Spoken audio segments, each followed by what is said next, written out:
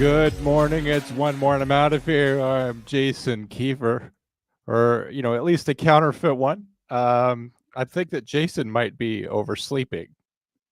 It would be no surprise.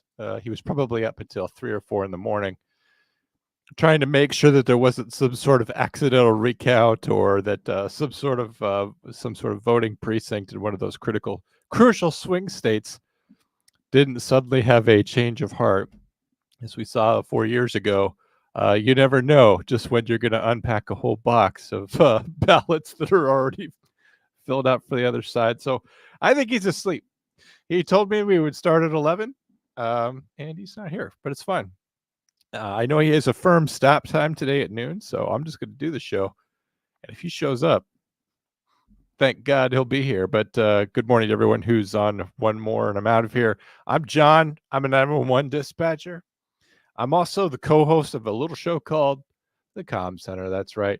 I do a show where me and Drew Breezy, formerly of Failure to Stop, we get on there and we talk about 911 issues, 911 body cam, and police breakdowns for using his 30 years of experience. So if you ever wondered where I came from and why I'm here, that's kind of how Kiefer and I know each other, through that collaboration. So good morning to Foxy. Good morning to David J. and everyone else who normally watches this channel and is only sort of partially aware of me. Andrew Pappas, also not here. I don't even have that guy's phone number. Most of the time, I don't even get his name right. But I'm just going to go ahead and briefly talk about what happened yesterday, so far as I understand it. And I'm actually the worst person on earth to do this because I was at work yesterday and I intentionally wasn't watching the coverage because they're going back and forth. I knew the liberal media, even on Fox, they're sort of never Trumpers over there, and they would try to find a way to paint it to be a certain way. And unless there was a clear and convincing election, a decisive result, I thought, this is going to drag on for days. This is going to drag on for weeks.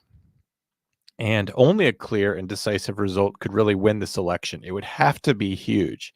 It would have to be a borderline landslide or an actual landslide in order for us to prove that Trump decisively did win the election and that it wasn't, and that the amount of scandal or interference wasn't statistically significant. That's the best you can hope for. Anyway, I guess I'm pleased by the results of the election. I'm glad that the election seems to be real, because there's no way that a carefully managed, skillfully orchestrated election would have yielded these results. Couldn't help but notice that something like 17 million fewer people voted in this election. You can't tell me that 17 million fewer people cared this year than they did 4 years ago. That doesn't make any sense. I get that we were kind of staring down the barrel of the coronavirus 4 years ago, but the things that we were worried about when it came to Corona, I don't think really had anything to do with the president. Trump initiated Operation Warp Speed, sent a whole bunch of money to the pharmaceutical companies, and got us working on that precious vaccine, which so many people were calling for at the time. Then the script got flipped. Once the vaccine came out, Donald Trump could be given no credit for that, or doing the best that he could in a time of crisis that was not well understood at that time. I don't know how things went in the state of Ohio, other than to say that state went red. So good job to Kiefer and Andrew. I'm sure that's what they both wanted. The state that I'm in also went red, which doesn't help anymore where I'm located, because a whole bunch of them did. You just know for sure I'm not in California. Jill, where's Kiefer? Is he sleeping in? I told him we'd do the show if he woke up. I would wake up too. Well, I woke up and he didn't wake up, but he also told me that we would start at 11 with a hard stop at noon. If he comes on, we'll circle back around to the elections. But good job to Donald Trump, who will become either the 47th or the 48th president of the United States. I say that because I was going to sleep last night. I'm like, this is really the first time since Grover Cleveland, since a president has served 2 non-consecutive terms. Just in the sense of a nerdy bar trivia. In a nerdy bar trivia sense, this is sort of extraordinary. To liken Trump to Benjamin Harrison, Harrison was anyway. Harrison was a bit of a jabroni. But anyway, statistically significant. But Biden could still die in the next few months. And if that was the case, Harris would still fill out his term and technically be the 47th president. She'd be probably amongst the shortest tenured presidents.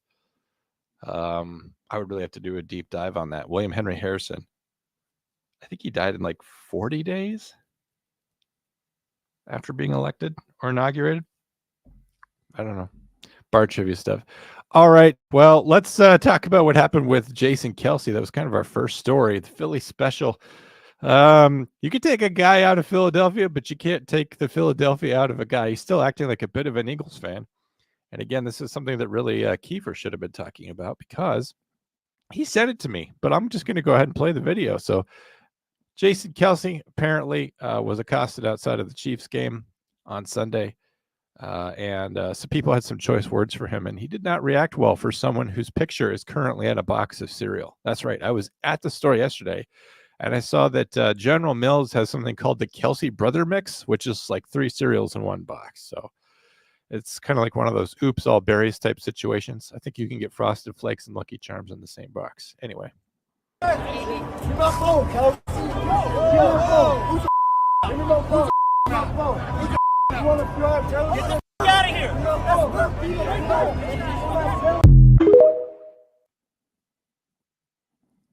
So in that video, he's saying somebody has called his brother, Travis, the F word, but not that F word, the other F word, the F word that nobody's allowed to say. But Jason Kelce smacks the phone out of his hand, kind of trashes it, and says, who's the F word now? Which not that smart of a retort. This is something I like doing to bullies when I was in high school. It's like the idea of me beating them up was almost never going to happen. And I know what you're thinking, but John, you're a big guy. You could have handled yourself. No, it's because girls were bullying me. I can't fight a girl, And so I would always just sort of outwit them, and then I would use my mouth on them. I remember that kind of came out weird, but I remember one time this girl was bullying me and telling me that I wasn't allowed to sit in a certain spot in this cafeteria, in the high school cafeteria. She goes, this is our spot, and it had this total Mean Girls vibe. And she goes, I'm like, well, yeah, but we're sitting here, and so we're gonna eat here. And this wasn't me like taking a huge stand. This is just I wasn't putting up for any nonsense that day. The one thing I had going for me as a kid is that I was very grumpy. And I said, well, we're not gonna move. She goes, well, just don't sit here tomorrow. And I'm just like, well, tomorrow's Saturday, so I'm not gonna be here. And all my friends were like, ooh, as if that was like some sort of massive burn or something. But it's just like, I did kind of say like, yeah, at least I'm smart enough to know that today's Friday. Here's the other video.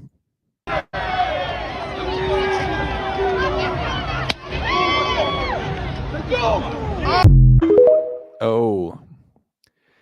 And once again, he smashed the phone, smashed it up real good. These things can really hurt your endorsements, Jason. But you know what the most amazing thing is to me? This guy was the starting center for the Philadelphia Eagles. You think that he'd be able to take a little trash talk, offensive, defensive lines, the trenches, they're kind of well known in football history for being the guys that dish and receive the most trash talk. I think it was John Randall, maybe, who played for the Vikings. Maybe he was an lineman, but he was well known for telling players in the other team the names of their girlfriends. He would recite their phone numbers out loud. He would find people who would dig up this information, and he would say like, yeah, I got your girlfriend's phone number. And he would tell them that during the game. And, as a way of psychologically whipping them. But this guy played for the Philadelphia Eagles, one of the trashiest teams in the NFL. He's the center, so he's supposed to be the sort of the leader of the offensive line. And he can't take it from fans. Let's flip that though.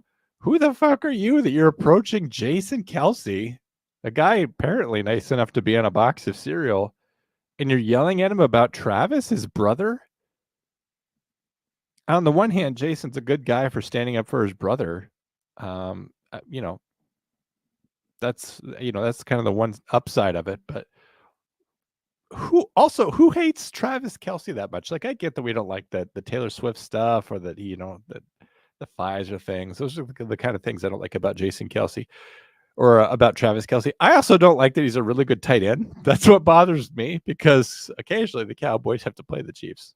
Thank God it's not that often. But I don't know. So moving on to something I'm a little bit more of an expert on, and we wanted to talk about this. Was it yesterday or Monday? I think it was maybe yesterday. We wanted to talk about everything that's going on with the Cowboys, because I had lots of thoughts after the Sunday's loss to the Falcons. First of all, that one play with the fake punt where Brian Anger just throws it down the field, hoping someone will be there, and C.J. Goodwin, the assigned receiver on the play, just tripping.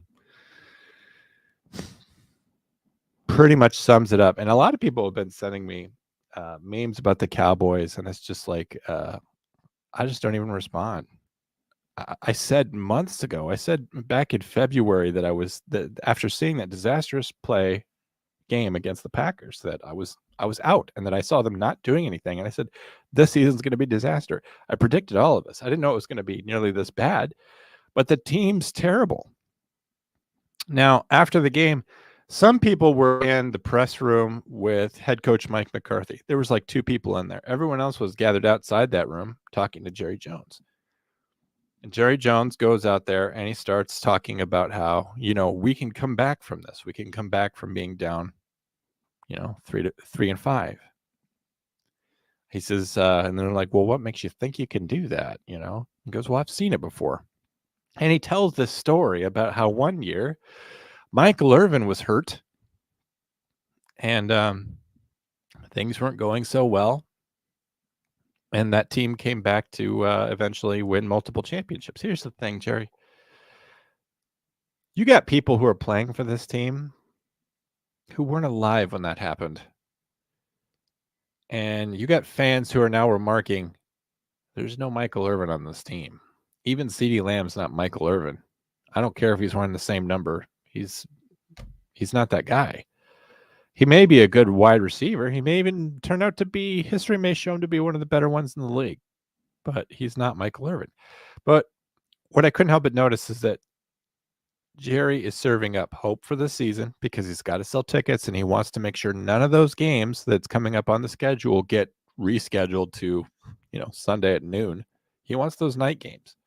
And the Cowboys still have a few night games coming up. They're playing both the Texans and the Bengals on Monday night, I believe.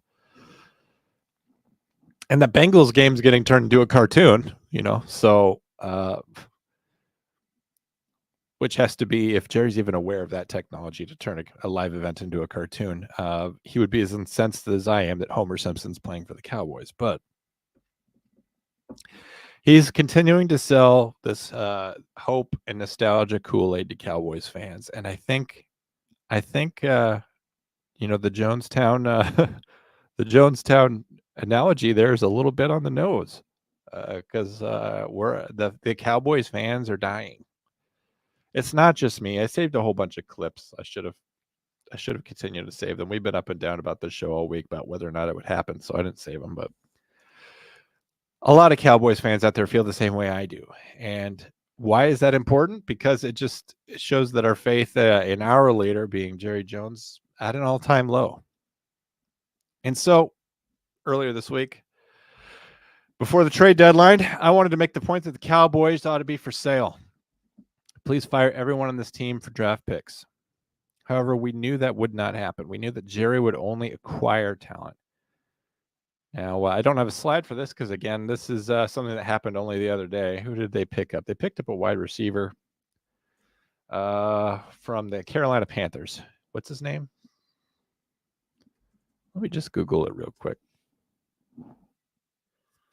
They picked up Jonathan Mingo from the Carolina Panthers. And what's notable about this is that they got what they got for him is they gave up a first draft pick for next year.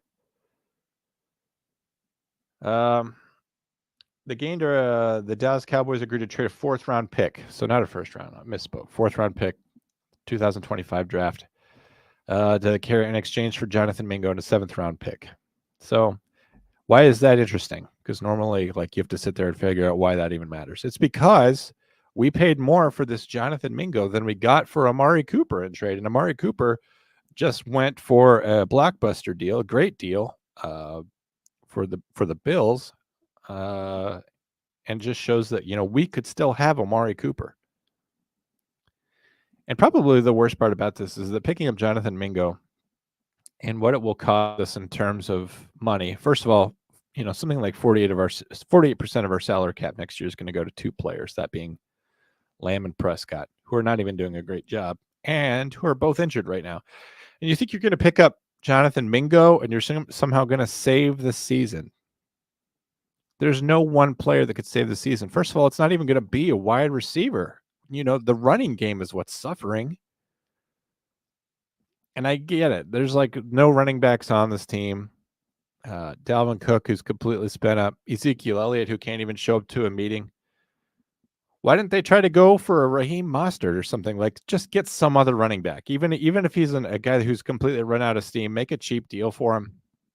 And then, at least you're mixing it up a little bit. It was very, very disheartening because he ought not to have been picking up anyone. He ought to have been selling this team for draft picks. That's what trading for the future would have been like. And he's always talking about how he has to save money and do all this, but he shot himself in the foot once again. And this team is going to be trash all of next year too. Even if we pick up a better coach. And I guarantee you Jerry's going to spend, he's not going to fire Mike McCarthy during the season. Fire him when the season's over. Which, by the way, in my mind, optimistically, with like the highest amount of optimism, if we can turn things around, we'll win 2 games. We got to play the Giants, and we got to play the Giants twice, I think. No, we already played the Giants once. We got to play the Giants one more time, and maybe there's one more game that we'll win this year. I mean, we didn't even beat the Saints. The Saints have gone winless since they beat us, to the point where they fired their head coach. We'll talk about that in a minute. But home alone, Zeke got left behind. The whole point of bringing him here, because we saw last year when he was playing for the Patriots, is that he was used up. That's actually why we got rid of him from the Cowboys that year. They were like, well, Zeke, thanks for all you've done, but you don't have any more steam. Patriots went and used him, and he did okay on a team there that had nobody else either, had no players either. A team so bad that it got Bill Belichick fired, one of the best coaches in the history of football and a landmark coach in the history of the Patriots organization. That team was so bad that they said goodbye to him. It was eerily similar to how Tom Landry went out. But that's how bad Ezekiel Elliott was. So they bring him back over the Cowboys. To be a leader, to be someone who would inspire, someone to fire up the fan base, but also because Jerry's in full nostalgia mode. He wants to remind you of 2016 and 2018, the years when Zeke was really leading the charge in the rushing race. He's not doing that this year. The running game's terrible. Some of that is offensive line. Some of that is running back. Frankly, we don't have either one. But they left Zeke at home for disciplinary reasons, like he's a 15-year-old boy. Here's the thing: Zeke's getting paid no matter what. I don't think he cares at this point. If he's only going out there and getting something like 30 yards a game, something like that, even against a terrible defense like the Falcons, the amount that you have to pay from your body to get those yards, and at the end, Zeke knows this is his last season. He's not going anywhere after this. What does this affect? It affects a stat, a bottom line, like all-time rushing yards, which he's not even in a race against anybody. Curtis Martin, he's not up against anybody like that for all-time rushing yards. So there's no reason for him to go to Atlanta, to get hurt, to put himself out there. He's missing meetings. He's not showing up. I'll tell you what, he reminds me of me when I quit. When I had mentally quit on a job, I still work there. We call it quiet quitting now. But when I had quiet quit on a job and I stopped going to meetings, and I claimed that I overslept for them or whatever, it's because I didn't give a shit. And he doesn't give a shit. And I honestly have no idea why they don't just tell him to retire. It would be a better look. They said, like, look, we can tell you don't want to be here. Retirements mid-season happen. You would rather like maintain your good standing with the history of the Dallas Cowboys. You don't want to be remembered as this guy that gave up or quiet quit. Just go out there and retire. Just say you're done during the season. No one's going to blame you. No one's, it'll be seen as a huge sign of throwing in the towel. But you have this frank conversation with Jerry, and you have this frank conversation with Mike McCarthy, the coach, and say, like, I'm done for. I'm just getting hurt, and I'm not going to be able to contribute much to this team. And they know that because he's not even the starting running back. Tell him that you want to retire. They might even just do the graceful thing and just say, okay, we're going to be giving you fewer snaps. Or, we'll bring in a running back before the trade deadline and fewer snaps. And then you can retire, around week 10 or whatever you want to do. Or you can quiet retire, where we retire you and then you retire at the end of the season. But he doesn't want to be there. And they, I think him maybe not going to these meetings is a way of telling him that. And instead of taking the hint, as they should have, and keeping their dirty laundry a secret, they aired it out by saying, we're disciplining him by leaving him at home. How are you going to discipline a 29-year-old man? Again, we're not teaching life lessons here. This is a business. It's telling him to stay at home just means like, okay, well, I get paid to have the day off, if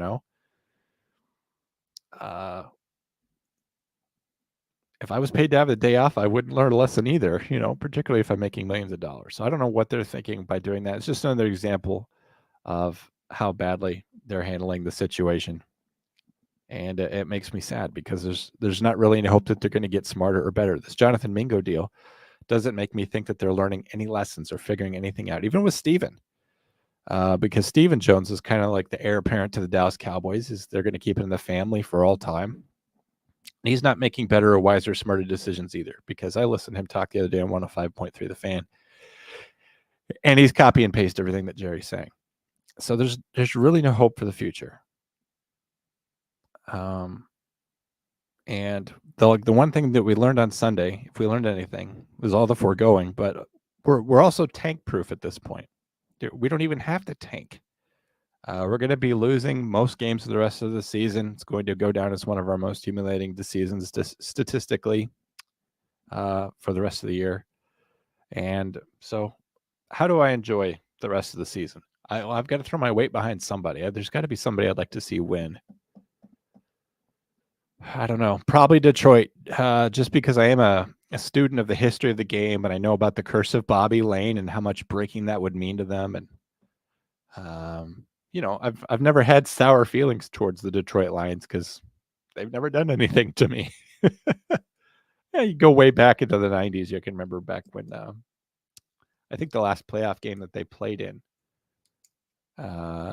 was against the Dallas Cowboys, if I'm not mistaken. So there was that. But them or the Buccaneers or, I don't know, maybe the Bills, because they've never won the Super Bowl either. I could just go for a general underdog.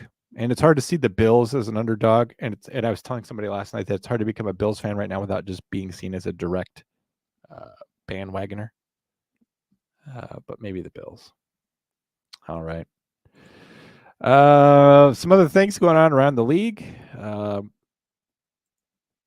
What do we have here? Rams Nakua ejected for throwing a punch in overtime in the win versus the Seahawks in Seattle. The LA Rams wide receiver Puka Nakua.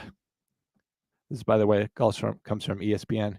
Called his ejection for throwing a punch in the second quarter of Sunday's 26-20 overtime win against the Seattle Seahawks a learning experience. We're all learning. Saying he let his emotions get the best of him. Like Jason Kelce, he just can't keep it to himself. After quarterback Matt Stafford's intended pass for Nakua was intercepted by cornerback Rick Woolen, Nakua got into a scuffle with linebacker Tyrell Dodson. Nakua threw a punch at Dodson and was ejected from the game. Nakua said it was a helpless feeling watching the game inside the locker room, pointing to a small television in the corner where he viewed the Fox feed. but listen to the Seahawks broadcast. That's what we all do. Who wants to listen to the Fox feed? The Mams came. The Mams. Has anyone ever called him that before? Or did I just coin that? The Rams came back to win in overtime after Seattle scored with less than a minute remaining in regulation. There were enough things said earlier in the game and just letting my emotions get the best of me and reacting instead of responding kind of in that moment. Nakua said, when asked what happened on the play, I knew the play was down after the interception and he just had some hands on me while I was trying to get blocked. So I was just making sure I could defend myself and get ready to see whatever was happening for the next play. Stafford called Nakua a smart and aware kid, saying he's not worried about the second-year wideout. Obviously, that's the thing he wants to do. Stafford said he doesn't want to not be able to be out there and play with us and all those kinds of things. Very well put, Matthew. It's a little bit frustrating start for the game, and that guy made a hell of a play on the ball. And sometimes emotion gets the best of us.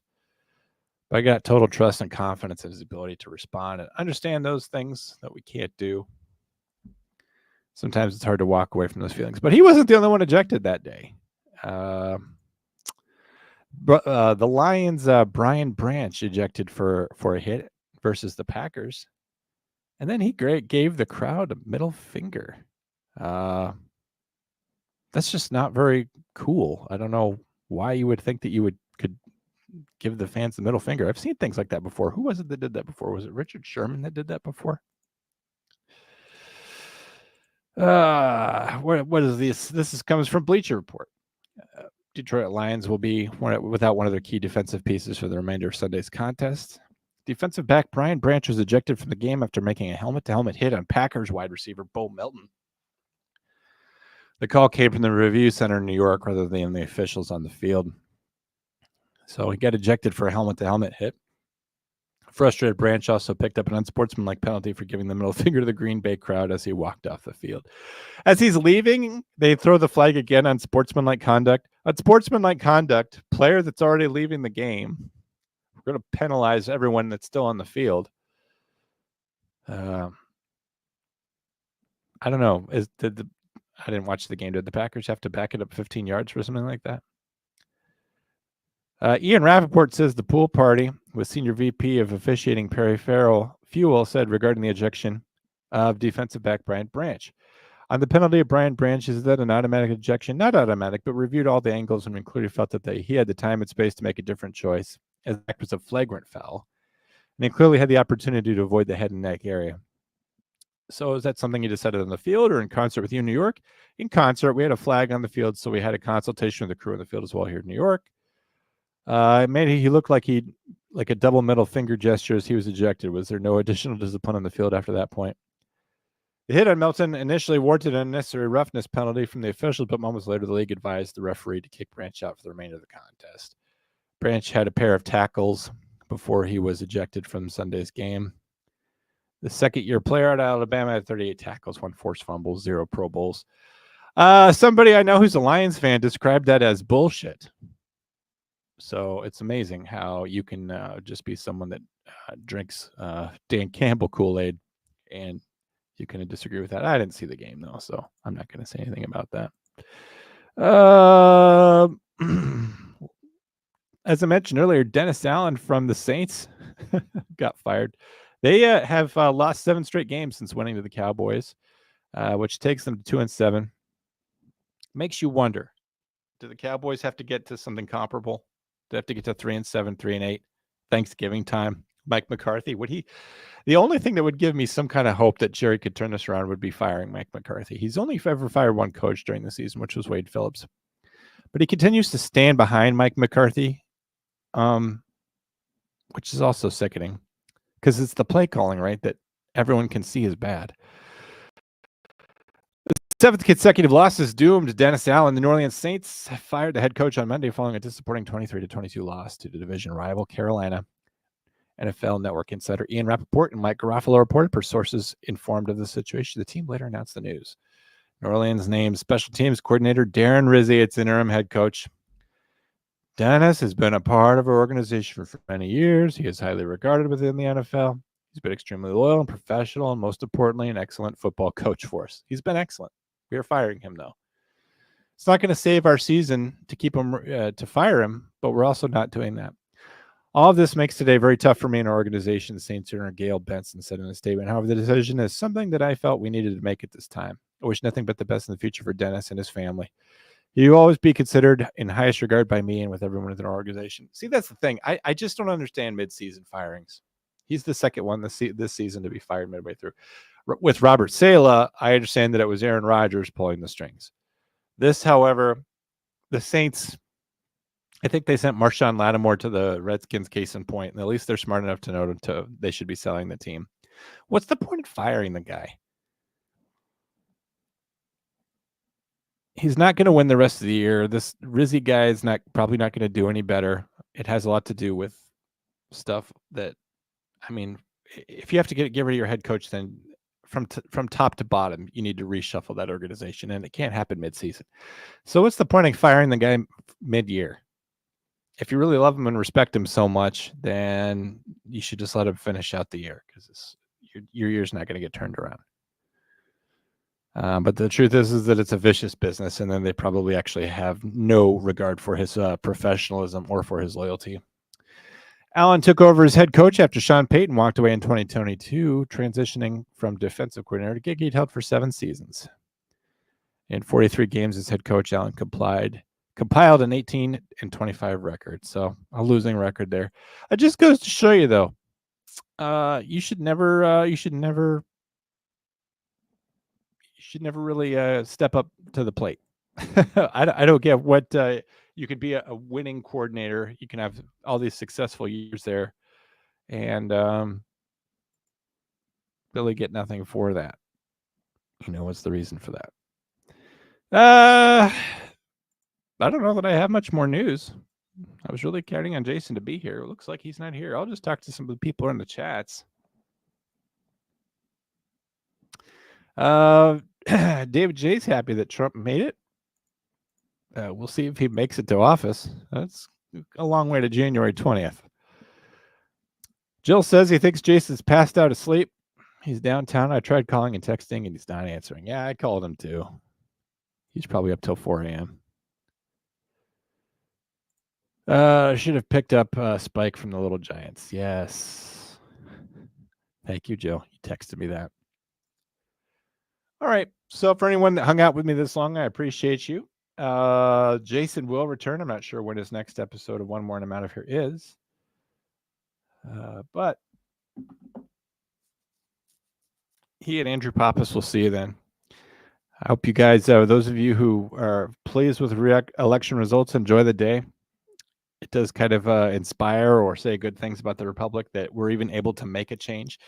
Truthfully, after the 2020 election, I felt like I was so certain that things had gone so unscrupulously that I wasn't sure that we would ever have a legitimate election again. And we had talks about, imprisoning, convicting former presidents and convicting and sending them to prison like banana republics and fake elections. And then the whole country just smelled like Venezuela. It was very disheartening. And I don't mean to say that just because we elected Trump or had all these other things, the Senate go our way, it means that, because we got Republicans that means things are fair. It's just, it wasn't, I wasn't sure I was ever going to see that again. Not only because things tend to be rigged, but I really believe that true conservatism is dead, even with Trump being back, which is, going to be more conservative than a Harris administration would have been. It's not true conservatism. And so I was worried that, the era of Ronald Reagan or whatever was over. I will say this, though. I remember in 2016 when the media had its pants pulled down about Hillary. And waking up that Wednesday morning and saying, we got it wrong, and we're going to have to try to work with the Trump administration. Certainly we want him to be successful because we want the country to be successful. These are all things that were being said that Wednesday morning. And I sat back and I thought, like, how long will it be until they start giving him the W treatment? Treating him like George W. Bush, making him out to be a fool, criticizing him at every turn. And I had no idea that the way that the media treated George W. Bush was kid gloves compared to what you can now call the Trump treatment. Here's the thing. Even though the people have resoundingly spoken, taking a vast majority of the popular vote, this does not dissuade liberal Democrats. This does not dissuade their side. They are not going to take their lumps and say, we need to really look at ourselves, take a hard look at the Democrat Party and our platform and our people and how we've failed to inspire our electorate to turn out. This is not going to change them, and they're not going to be in a mood to cooperate or anything like that. They don't have the votes that they need in Congress. However, you're only going to hold on to that for 2 years. But get ready for obstructionist tactics. Get ready for the media to start lambasting him more than ever before. And to be honest, the justice, the judicial system, the Department of Justice has been used, weaponized against him. There's all kinds of stuff that could be happening between now and January 20th when he is supposed to be inaugurated into office. And there's a lot of bad stuff that could happen before then. So I'm not trying to take away from your Victory Day celebrations, but I want you to be on guard. I want you to remain vigilant as citizens. That in the history of this country, there have been people of conscience who wanted to go against the grain of the military-industrial complex, or what you might also call the deep state. And those people have suffered greatly for it. Just want you to remind you of John F. Kennedy. That, the CIA wanted to have an invasion in the Bay of Pigs in Cuba. He did not support that. All of his top brass, all of the military leaders are saying we needed to have this covert CIA mission where we were going to send in exiles to overthrow Castro. And he didn't support that. Operation Northwoods was a false flag operation where we were going to attack ourselves and blame Cuba for that. And Kennedy said no to that. He said, no, we're not a country that's going to do false flag operations. That honestly should have been a warning sign to him that said, look, if we're willing to fake kill a whole bunch of people, blame Cuba so that we can go to war and kill a whole bunch of actual people for a completely made up pretense, it should have tipped off Kennedy that these guys are people who are willing to do anything to get their way. He was not going to be sending combat units to Vietnam.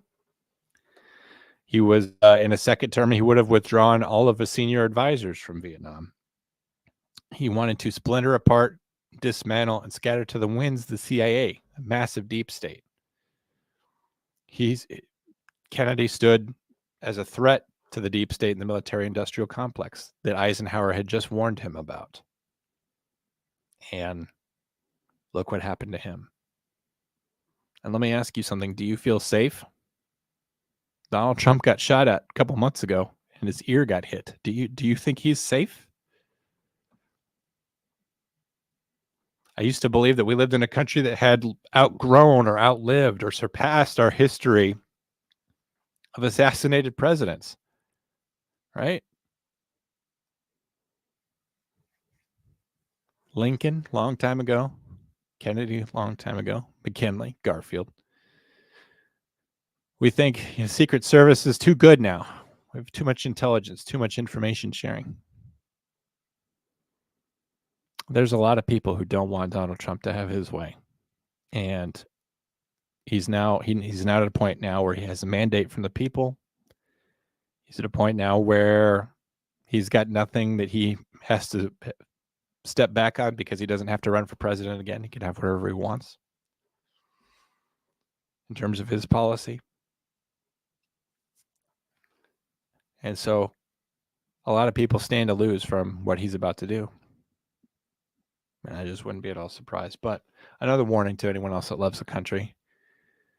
We're not a country of men. We're a country of ideals. At least we're supposed to be. This is supposed to be a country where we lead from Congress, not from the president. This is supposed to be a country where the people lead. And we're cheering because the king of our choice just got put into office. But it shouldn't be that way. It should be the case that whoever is elected, really we're in charge. But none of us really feels that way, do we? We feel so lucky that we won this election. We feel like Like a ray of light is just shone down through two parted clouds, but it should never be this way. And we should never feel like we're out of control, but we are. And so if you're feeling good about Donald Trump, I'm glad for you. Frankly, I feel good about it. I think it's going to do great things for the economy. But we can't have a country that's made through executive order. Now, I don't think that he'll have to do a lot of that because he'll have Congress for at least the first 2 years. But how much is what he's going to accomplish through executive order, which is not the way to lead, how much of it will be undone the next time a Democrat president is in? And don't make no mistake, a Democrat president will return. The media is going to spend the next 4 years doing the very best they can to make everyone believe that everyone hates Donald Trump. That's not what the popular vote just indicated. The popular vote indicates that most people who at least voted like Donald Trump. But the process of gaslighting begins now. They'll erase this moment today from history. They'll make you forget how popular he was. And I'll say this for Donald Trump, too, that doing the right thing will often make you very, very unpopular. Kennedy thought that he would become a very unpopular president, too, for making peace with the communists and ending the Cold War. That was what they were facing. But he didn't get the chance. So doing the right thing, if Donald Trump is the kind of guy that's going to do that, will put him in even greater danger. And as good as today feels, it's not necessarily over. All right.